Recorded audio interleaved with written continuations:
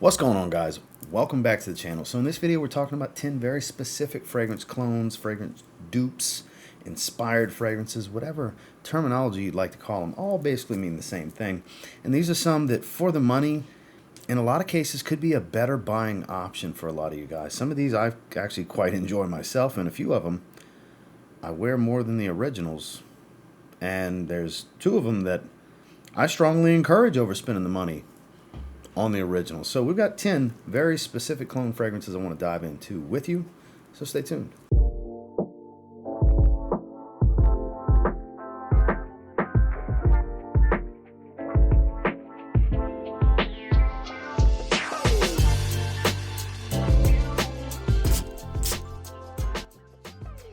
This first one is a clone of a niche fragrance that's kind of a clone of Tom Ford Oud Wood, really. I mean, they both smell like Oud Wood, but this is from Maison Alhambra. This is Zafiro Crafted Oud. This is technically a clone of Thamin's Carved Oud. It smells pretty much just like it. I do have a decant of Carved Oud. I've smelled Oud Wood many a times. I have so many fragrances that smell like Oud Wood. I never grabbed Oud Wood, but it's pretty spot on. Spices, woods, a little bit of greens to it, cypriol, things like that. You get peppers, cardamom, and this very distinctive, like aromatic, almost cleaner, like, I know that sounds weird, type of smell to the oud. It's very clean, classy, masculine type of scent profile. And you can have this one in that $30 range. This is much, much more affordable than getting the Tom Ford or getting the Thamin fragrance. This is much better option overall if you're trying to save money and want to get a very similar experience to both of those, because quality here is actually decent. Not as good as what it's cloning, but out in the air, pretty hard to tell a difference. And performance on this is actually really good in my experience. And that's from Zaffiro. The Zaffiro line anyways, from Maison Alhambra. This is Crafted Oud. This next one is an inspiration of a very, very expensive fragrance from Parfums called Apex. And this kind of falls somewhere across, because they have a Parfum and an Eau de Parfum. I kind of look at this as Apex Eau Fraiche. This is from Paris Corner. This is in their Emir range. This is called Vertex. And it smells like a fresher take on that scent profile. You still get all the fruitiness and the citrus while still getting the fresh yet earthy greens. A little bit of tobacco, some smokiness, some woody nuances. Like, it smells like Apex, but a fresher version. Like, you get the citruses and fruitiness of the Parfum, and it's more airy than both the Parfum and the Eau de Parfum. I hope you're following along my thought process here. It's actually really good. It's almost like a third version of Apex in many ways, because it's not exactly either of the two versions from Parfums, but it is that scent profile, but the freshness is different. Average performance, 6-7 hour range, average, slightly above average. Nothing crazy. It's not the beast of the originals. But in a warmer climate, this actually might be the better option for you anyways over those, because they're heavier, denser, darker fragrances overall. Very classy stuff. Don't get me wrong, they dress up really well, but this one can dress up just as well, but I think actually leans a little bit more casual than the other two, and it's quite affordable. Again, from Paris Corner, this is Emir Vertex. I just wear this more than Creed Aventus. We got to have something that smells like Creed Aventus in this video, and this is a little bit of a twist on Aventus's DNA, but unmistakable, smells like Aventus. It's my favorite affordable option of the Aventus clones. This is from Armaf. This is Club de Nuit Intense Man, the limited edition Parfum. I love this. It still smells like the Eau de Toilette, only instead of that sharp, harsh lemon smell, it's smoothed out, because I do like the lemon note in the Club de Nuit Intense Man scent profile that gives it that twist. Now, this is just as fruity, dark, rich, and smoky. I get a little bit more florals, a little bit more sweetness, but smoky magic, as I've always referred to this DNA. It's just as dark and rich, long-lasting, not as loud as the EDT, but still a loud fragrance. I love that addition of the lemon note to the bergamot, the apple, the pineapple, and all the other fruitiness in here.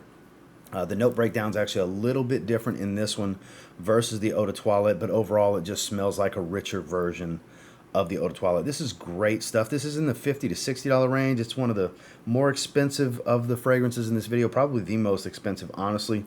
Still, when you compare it to what it's similar to, it's so much more affordable. It's not even close, and I think this is a great option if you're looking at what version of Club de Nuit Intense Man should I get. If you have a similar taste to mine, this is my personal favorite and one that I strongly recommend checking out. And that's Armaf's Club de Nuit Intense Man limited edition Parfum. So Dior Homme Parfum, not as easy to get as it once was. Still pretty pricey. The last time I saw the 100 milliliter bottles stocked from FragranceBuy.ca, for example, they were in the $180 range for 100 ml. Well, for around $30 from the same brand, from the same company, because Fragrance Buy owns Fomo Parfums, this is called Gary's Den. So Gary's Den very much smells like Dior Homme Parfum with additional spice. It's not as heavy of a fragrance on the leather. It's not as animalic, if you will, but the added spices here, like coriander and I believe cardamom as well, really kind of gives it a little bit of a twist to where it's not a direct copy of it, but clearly going the route of Dior Homme Parfum. I would say in between the Intense and the Parfum is kind of where this would fall. With that beautiful powdery iris that the DNA is known for. Airy fresh, nice and woodsy, very leathery. It's labdanum here that gives that leathery accord. And loads of spice with the powdery, waxy iris. Great performance, too. This is a straight-up beast on my skin. This stuff lasts and lasts, has a great sillage to it. And for $30, I mean, it's hard to say it's the best of the bunch here, but there's an argument for it.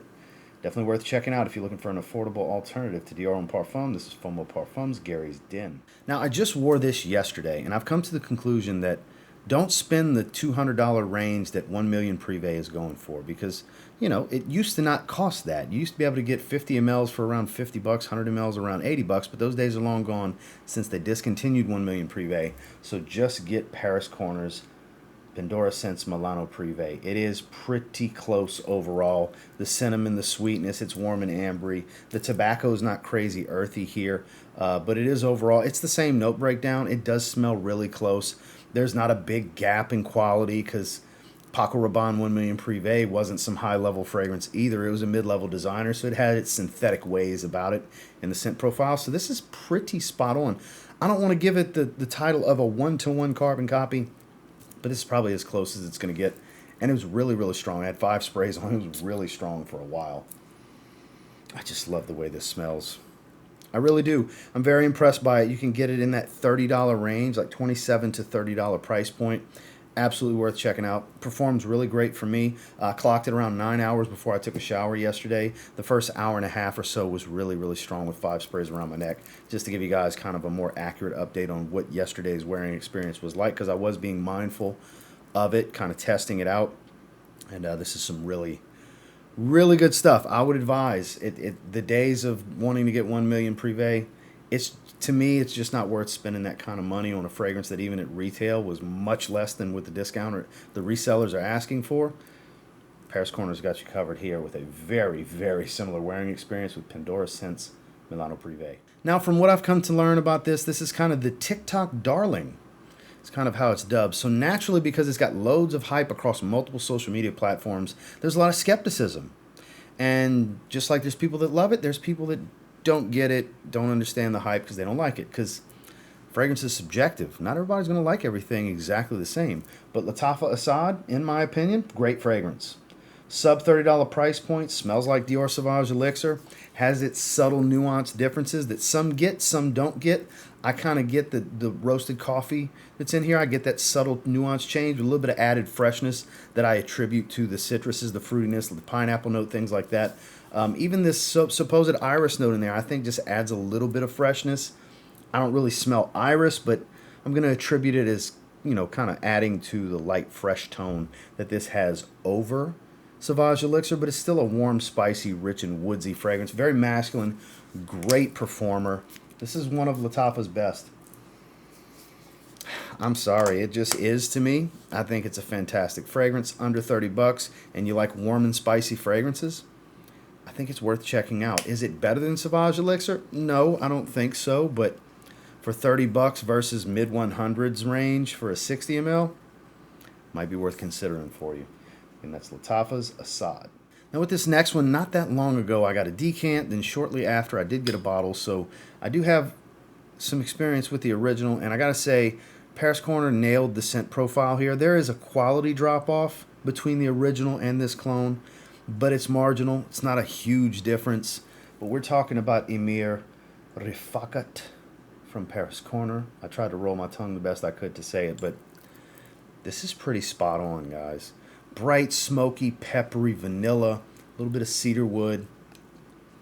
It's really good. Performs great. I think it does lean masculine. I've heard people say it leans feminine. I think the spices give it more of a masculine tone. But this, I've heard rubber tires and burnt rubber smell. I've had people ask me about that, and you get that in the clone. I understand the relation. I don't think it smells exactly like that, but I get that burnt vanilla smell that they're talking about with the spice. Almost like a charred vanilla, if you will. The original and this one has it. So it, like I said, they nailed down the scent profile. This is quite the impressive clone.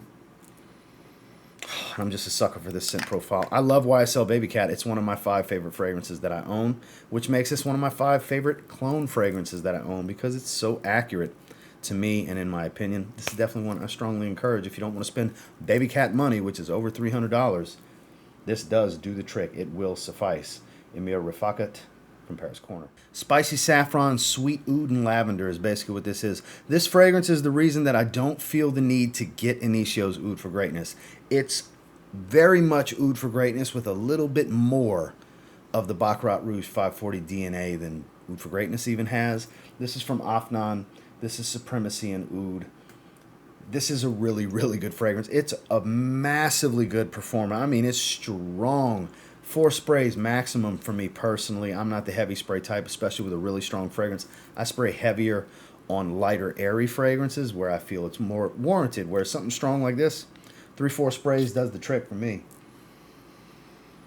Man, it does have a little bit of the burnt sugar smell, but it's more that metallic sweet tone. You get sweet notes mixed with that saffron note. That's the biggest tie-in to the BR540 side of things. But it's a very mass appealing, easy to wear, sweet oud smell. If you like Oud for Greatness, you're bound to like this. The quality here is actually pretty good. Afnan does use decent oils from my experience anyways.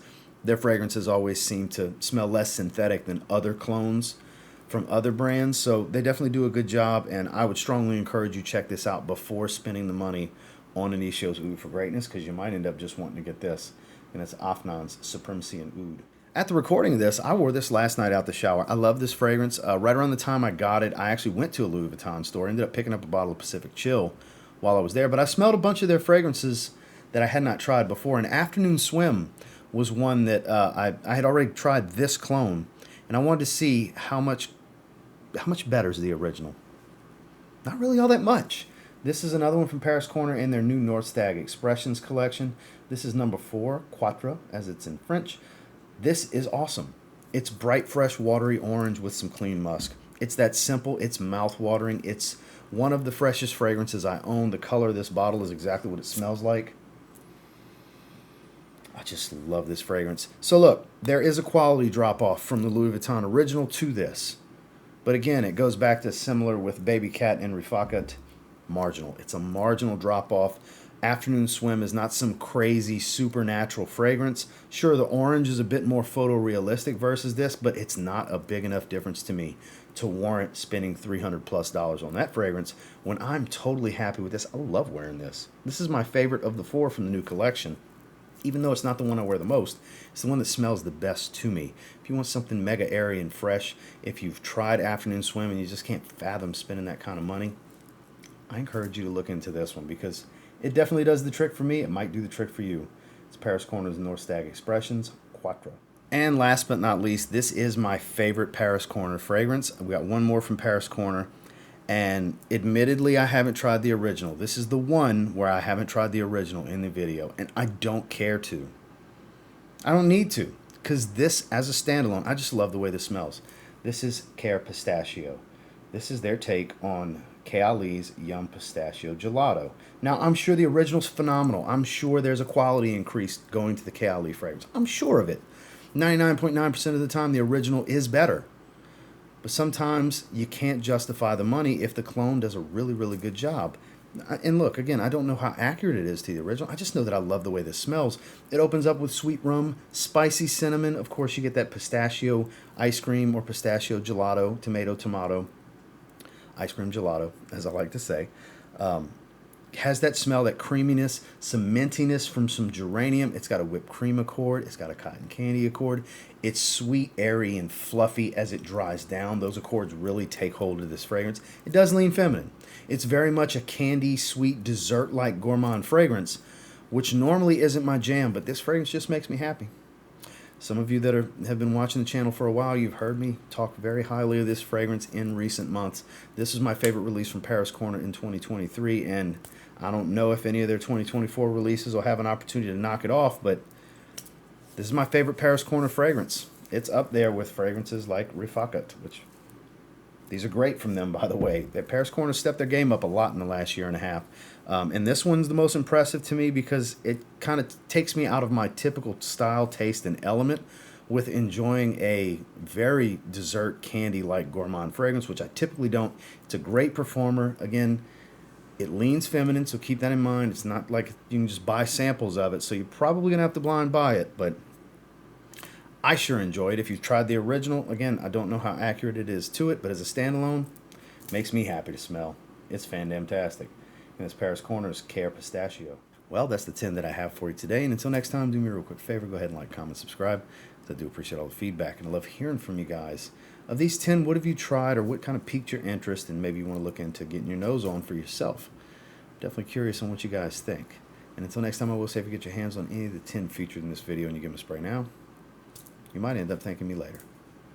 Have a good one, guys.